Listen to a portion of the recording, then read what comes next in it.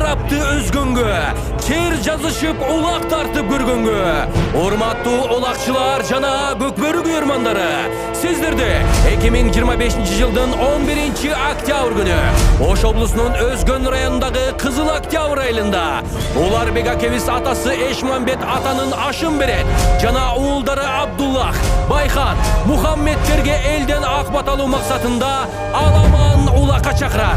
Коюлган сорундар 5000 сомдон 10 жолу, 10.000 сомдон 10 жолу, 5 тай, 1 токулуу ат, алтын кур 1 тайы менен баш байге автоунаа.